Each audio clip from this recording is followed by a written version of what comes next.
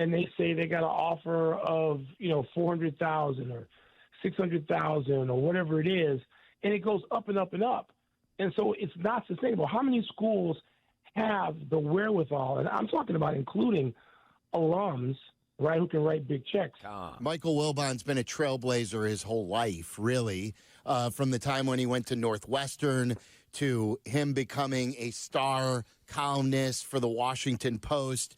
And he was recently inducted into the inaugural class of the Black Sports Writers Hall of Fame, the inaugural class, because he is just an absolute legend, and it is our pleasure to call him a friend, and he joins us right now on the Yingling Guest Hotline. Michael, congratulations. Congrats. Silvy, thank you. Tommy, thank you, guys. I appreciate it. As I told you in the text, Silvy, it's a humbling honor, and I am, just really grateful to be observed in that way with some real close colleagues and friends. Bill Rhoden, another Southside Chicagoan, the New York Times, most of his career, the part of his career that puts him in a Hall of Fame of any kind, and Claire Smith, who was the first woman to ever be a beat writer for covering baseball in America, when she did that for the Hartford Courant and covered the Red Sox. And it was quite an event down in Greensboro over the weekend, and I'm very grateful to have been included.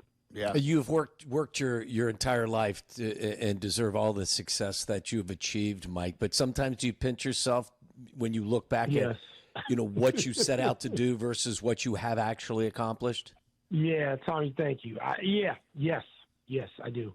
And so sometimes you just got to stop and go, wow, man, this is like, I didn't expect any of it. I don't expect it. If it happens, great. And as I also told Silvy in text, Tommy, I should have shared it with you too. There's a certain bar coming out of Medill. Northwestern instills that in you from day one. And I had that. And there's a certain level of credibility and professionalism and expertise that you're supposed to display and play to. And then when you start working, you hope that you're going to work with people who hold you to that same standard, or who set that standard for their own workplace, which you two do. And I'm not saying this because I'm on the air with you guys. I told Silvy this last night in the text. You guys have that, and it's so easy for me to want to be part of your show and what you're doing because, we hold ourselves and each other to a certain level of performance. That's what it is, performance. And so, but some of these things that happen and the people that you hear from and the people that are included, it is a pinch yourself moment, no doubt. It's all deserved. Thank you. I had this for later in the conversation, but I think it's a good place to start because you were reflecting on Northwestern, your days at Northwestern. You have, in all these years, you have walked us through really, really great times at Northwestern when you guys have won bowl games, when you guys have made the tournament for the first time, and some really, really down stuff of what you went through in the coaching search just a couple of years ago and with Fitz, who was close. With NIL today, and there's a lot of conversation regarding the quarterback at Tennessee, and the portal is open now in college basketball. And in what you do at Northwestern, how do you look at NIL and do you believe that if it goes the way it's going now, that it could bring down college sports?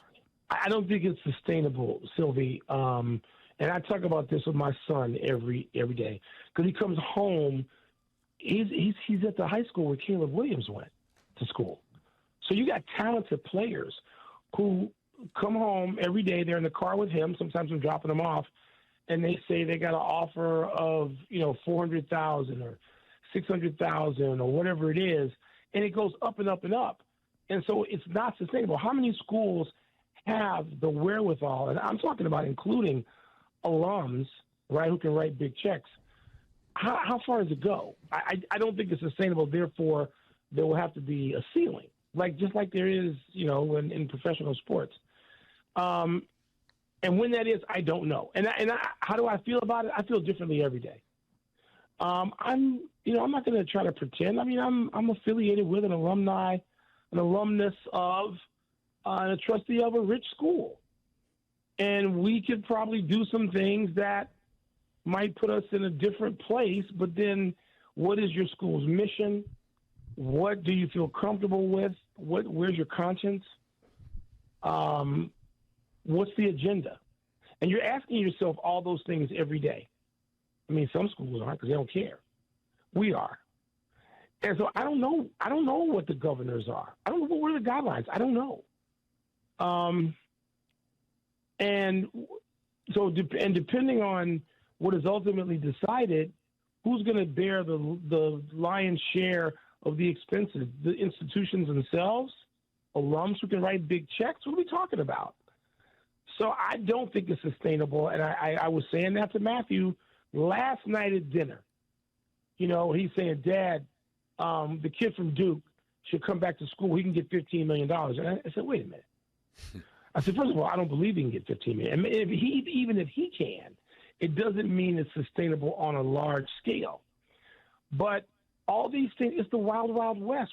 It's all speculation now in terms of what Cooper Flagg can get and what's important to him. I think a kid that reclasses up. Nobody reclasses up. Everybody reclasses back. He reclassed up so he can play against the best competition. A kid who's that competitive, he wants to go up again. Yeah. Right? And so you don't have to reclass. You have to enter the draft. And I was telling him the story last night of, Michael sitting in Dean Smith's office wanting to come back to North Carolina for his senior year. And Dean Smith saying, no, you're not. And Michael's sobbing. I said, somebody's going to get the Cooper Flagg and say, no, you're not coming back. You're going to go to the NBA. Mike, it's convoluted as everything is with some of the things Silvy mentioned. Do you believe that whether it's on the football field or on the basketball court, that what we're watching is a better overall product because guys and gals are enticed to stay in school longer because there is a financial reward that exists there that maybe isn't going to exist at the next level for a lot of these kids? That's a great question. It's a necessary and great question, Tommy. I would say that women's basketball is enhanced, but they're always staying, right? So the women are always staying in school because there's no outlet for them to get out early, and now they can make money off of it. So we were already getting a better. I think the women's basketball product is much better than the men's. I don't care how many eyeballs are watching. Like I watched women's college basketball in person and on television a lot this year. And I like the product better. Don't tell me that now if the men stay, then maybe we're going to get to that point with them too, where it's like it was 30 years ago, where people stayed for 2 or 3 years because they got NIL money and they don't have to leave. Maybe. Let's see. So it's not all one and done. I mean, Houston was not a one and done team when they got to the final game. So let's see where that goes. I don't know that I want to decide it. I got to see it. Is it a better product now? No, not yet. Maybe it'll get there, though. I'm holding out hope it'll get there. But before we move on, and I'm sure you've discussed this with Matthew or even maybe some peers. What would you like if just on a general scale? How would you draft up some guardrails, as they say, regarding NIL? Whether they have to commit to 2 years? I'm not that smart. No, I would think. I mean, I'd like to see them commit to whatever amount of time they were signed for. It's a contract. Yes. And so then are you going to make 18, 19-year-olds adhere to a 2 or 3 year contract? You damn better believe they would. Just like if they were to sign and play at that age, professional soccer or tennis or golf, there are certain contracts that can be put in place. So yes, I would think that might be one way. But I don't know if it's the only way. Look, something's got to happen. I'm not good enough at seeing around corners. I've never been that guy. I don't know. This is where I tell you what. If I was running college sports right now, and Major League Baseball is not smart enough to hire him, I'd go to Theo Epstein and I'd sit down and I'd say, "Come be the czar of this." That's pretty good. Yeah, because Theo's the smartest guy out there in any of these ways. All right, so let's move on to the NBA. Waddle and I have always bantered about the play-in, and right. Waddle hates it. How can you hate the play-in, Tommy? I tolerate it now more as I've gotten older, Mike, but I just don't need to see, 10 teams in each conference getting in. Yeah, but we got that in every sport. We got that I know, in the NFL but that doesn't make too. it good. Yeah, but I think the reason I think it's better in the NBA is that each time you seem to get some iconic players. I mean, Miami got to the finals through this with Jimmy Butler. The Lakers got to the conference finals with this with LeBron. Golden State's going to have to, if they're going to get to a conference final, they have to go through too. So do I not want to see a single elimination with Steph Curry and Jimmy Butler and Draymond Green? Sorry, you can sign me up for that. Well, anytime. How about being better during the season so that you don't find yourself as the 10th seed? Okay, well, they weren't. But you now force people to continue to play through the tape at the end of the season because the only way they can get there is to do it this way. So I'm not going to penalize them for that. No, I'm going to reward them to a degree, which is earn your way in by winning this game. So I didn't have any problem with it. I love it. I think that some teams, and I'll use the Bulls as an example, I think that they're lulled into a false sense of what they are but that's a management issue, and that's an ownership issue. Yeah, and I don't think they're lulled. I think this team is a little different. I keep asking the same question, and I asked you guys this a week or two ago.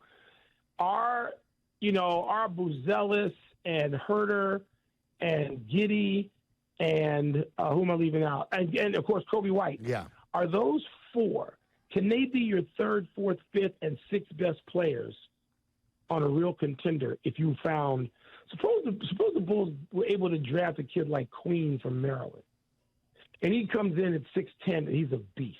And he's the guy who plays his way up the ladder in his first or second or third season. And all of a sudden now you've got – I don't think that's a false sense of security. I think you have to put these teams together. I think Atlanta is doing that. Atlanta's got 3 young players you want to see. They're building something. Here's my question to you, Michael. What is better for the Bulls? And I'm not saying that the Bulls should not try to win. I'm not going there on the plan. What do you believe is better for the Bulls' long-term future? You just mentioned Queen. Queen is most likely a lottery What's pick. the projection? He's like an 8 to 10, somewhere there. And so, in order to get him, you've got to be in the lottery. So is it better for the Bulls, and this is what I'm going to throw out for the listeners tomorrow. This is a legit question. Is it better for the Bulls to get experience in a full playoff series, win these 2 play-ins, and get a full playoff series, or is it better for the Bulls to get a higher pick and a chance, even if it be small, a chance at the number 1, 2, or 3 pick? Well, the 1, 2, or 3, as we've discussed many times, doesn't matter nearly as much. You got Wembanyama, a generational player, but most of the ones around him have not been that. You wouldn't argue that Reese Shea is that.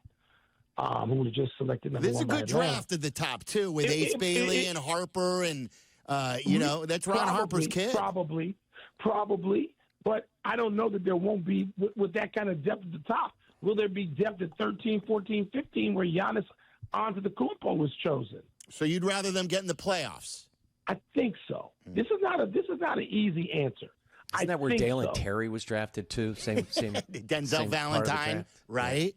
Okay, well, listen. My position. You got to draft. You got to get it right. Of course, you got to be better. You got to be better in your drafting. Because listen, we can go over those drafts where the Bulls chose those players you just mentioned, and other teams chose Tyrese Halliburton. Right. Okay, so again, it's not that the players aren't available who can make you a contender. Again, the Bulls have to probably draft a player who becomes a great player. And then they might have to trade for one.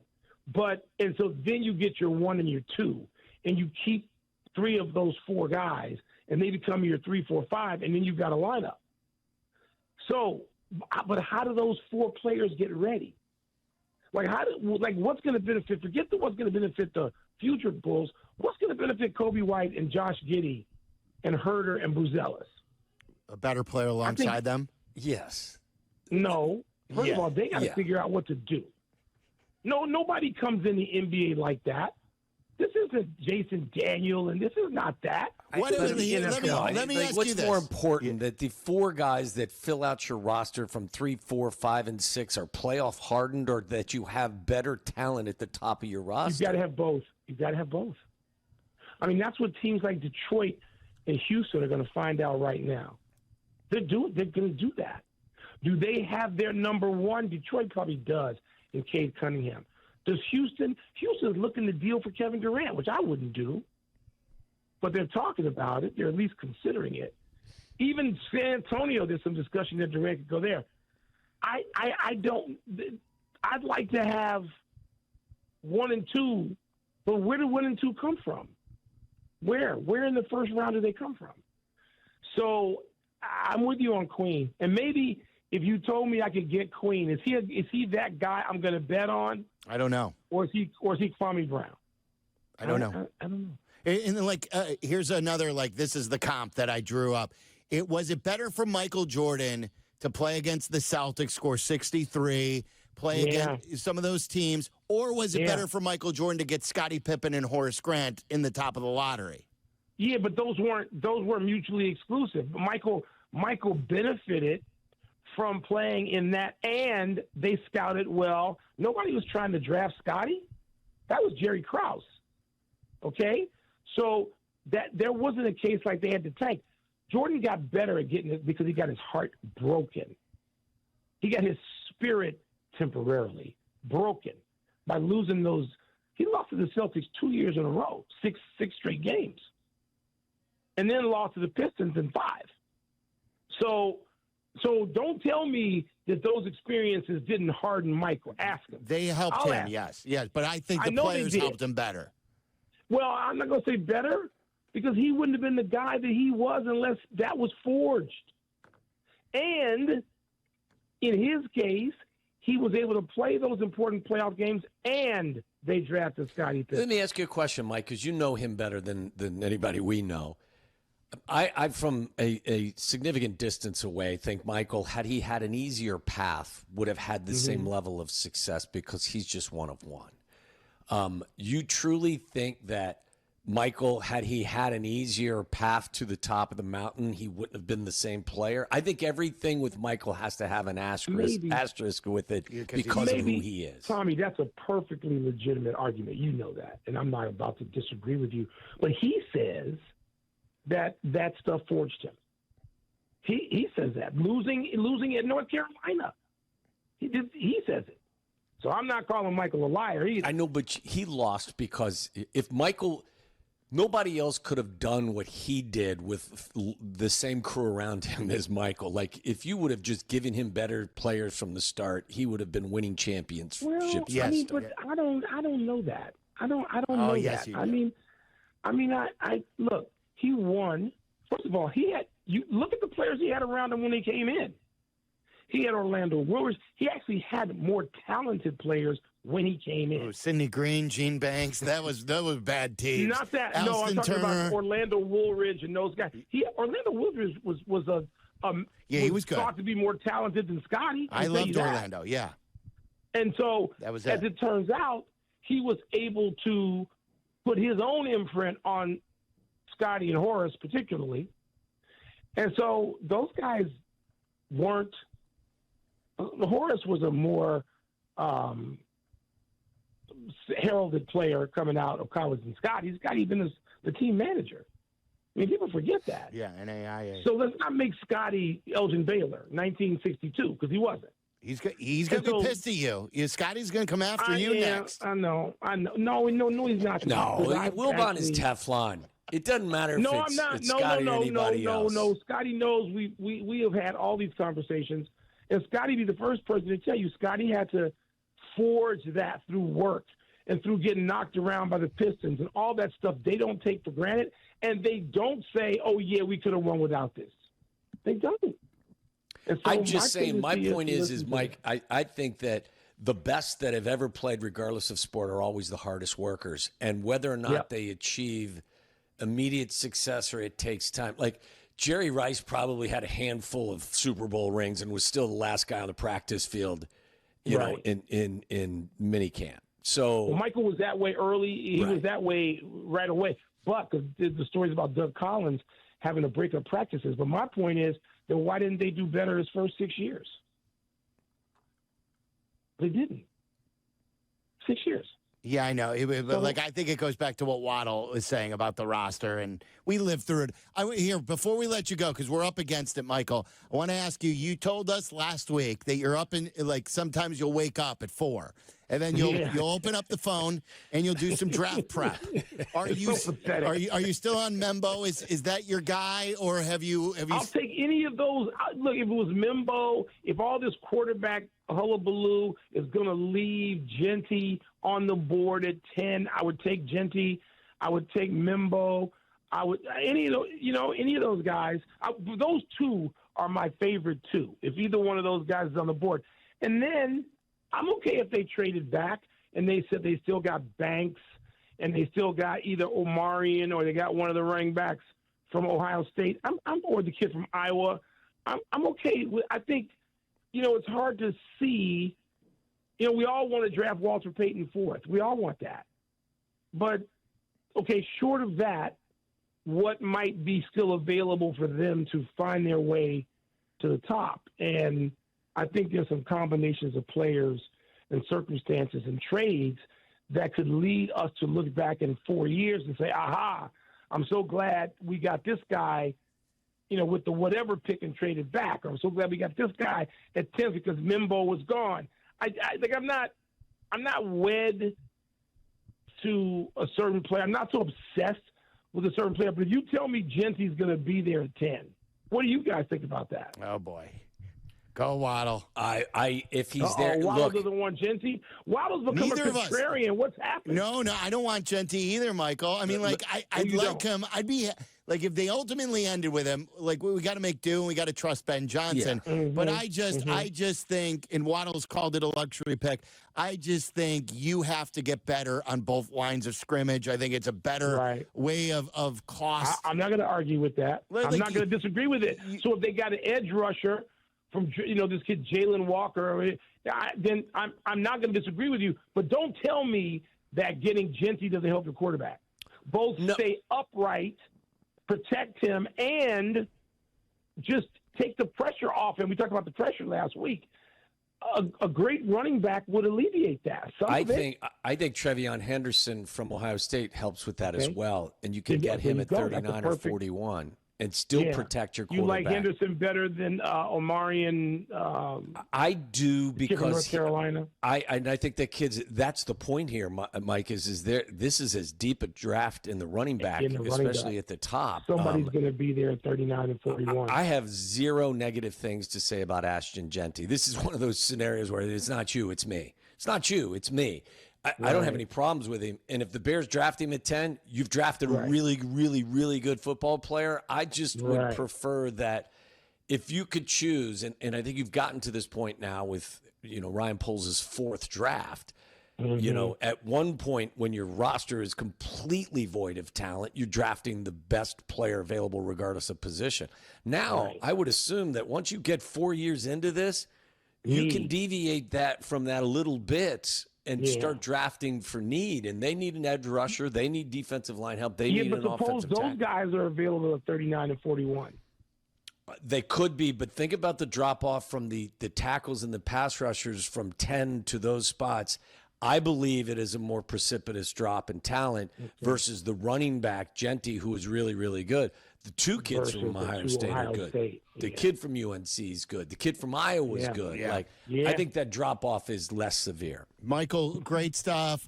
Congratulations again, and we're better with you on our show. Thank you. I appreciate it. And next week, we'll be on the eve of the draft time next week. Looking forward to it. A couple of days, get some sleep. Don't be spending all night doing draft work. Yeah, that's great. I'm old. I don't need to sleep anymore. It's too late. No, Thanks, it's Mike. Not. There's Michael Wilbon. He's awesome.